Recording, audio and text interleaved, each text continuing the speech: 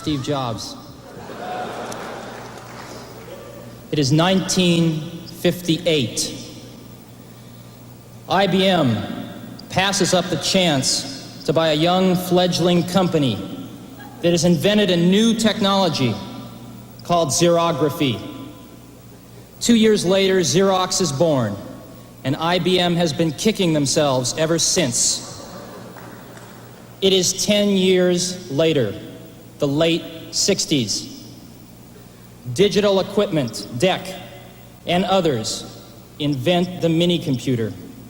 IBM dismisses the mini-computer as too small to do serious computing, and therefore unimportant to their business.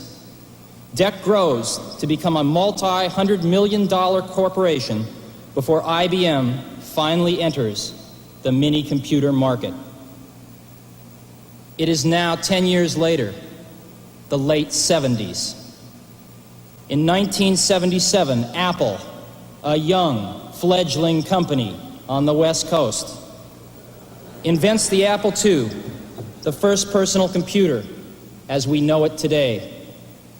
IBM dismisses the personal computer as too small to do serious computing and unimportant to their business. The early 80s, 81. Apple II has become the world's most popular computer, and Apple has grown to a $300 million company, becoming the fastest growing corporation in American business history. With over 50 competitors vying for a share, IBM enters the personal computer market in November 81 with the IBM PC. 1983. Apple and IBM emerge as the industry's strongest competitors, each selling approximately $1 billion worth of personal computers in 1983. Each will invest greater than $50 million for R&D and another $50 million for television advertising in 1984, totaling almost $250 million combined. The shakeout is in full swing. The first major firm goes bankrupt, with others teetering on the brink. Total industry losses for 83 outshadow even the combined profits of Apple and IBM for personal computers. It is now 1984.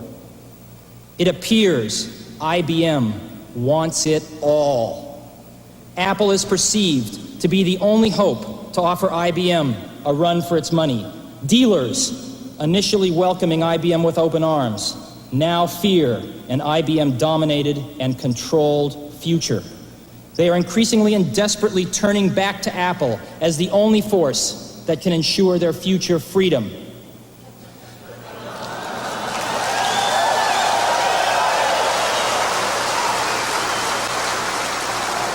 IBM wants it all and is aiming its guns on its last obstacle to industry control, Apple. Will Big Blue dominate the entire computer industry? The entire information age? Was George Orwell right about 1984? For today we celebrate the first glorious anniversary of the Information Purification Directives. We have created, for the first time in all history, a garden of pure ideology, where each worker may bloom, secure from the pests of vain contradictory thoughts. Our unification of thoughts is more powerful a weapon than any fleet or army on earth. We are one people, with one will, one resolve, one cause. Our enemies shall talk themselves to death, and we will bury them with their own confusion. We shall prevail. On January 24th, Apple Computer will introduce Macintosh. And you'll see why 1984 won't be like 1984.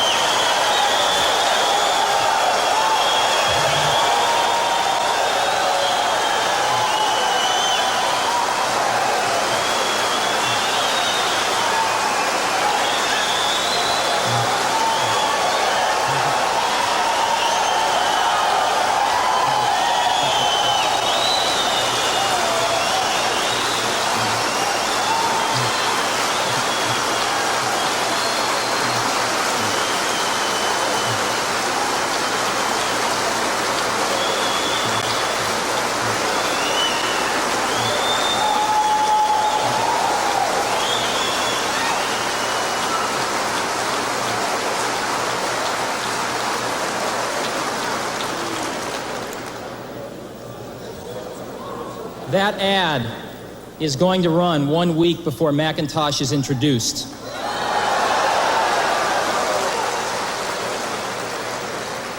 And our ad agency that put it together is here today. Shiat Day, Jay Shiat's here. The machine's done. Software's done. The factory's built. Stage is set. House lights are dimming. The curtain's going up. And we're on.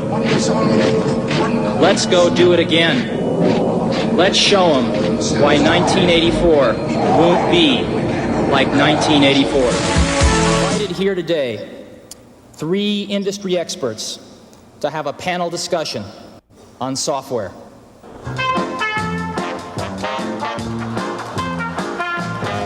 And now, ladies and gentlemen, the Macintosh software dating game.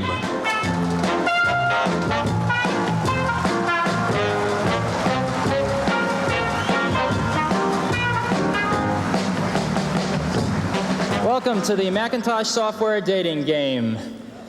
Software CEOs, could I please ask you to introduce yourselves? Hi, Fred Gibbons, President of Software Publishing Corporation.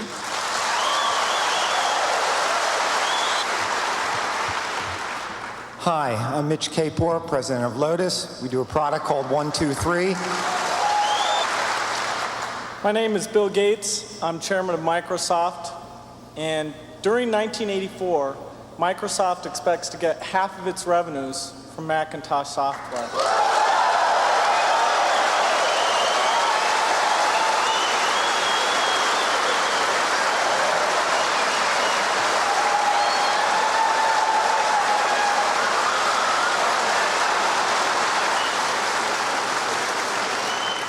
Software magnate number 3. When was your first date with Macintosh?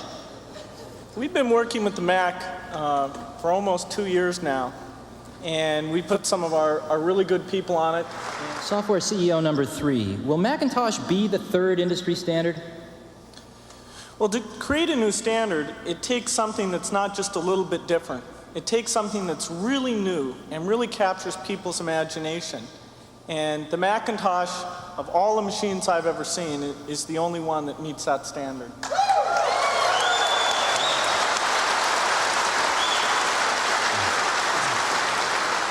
Software CEO number 3. Describe your ideal relationship with Apple.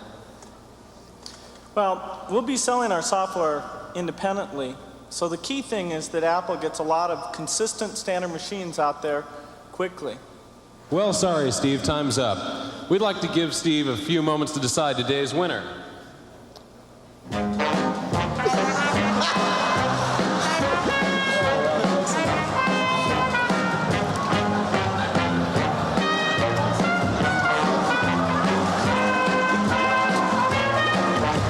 Okay, Steve, who's the winner?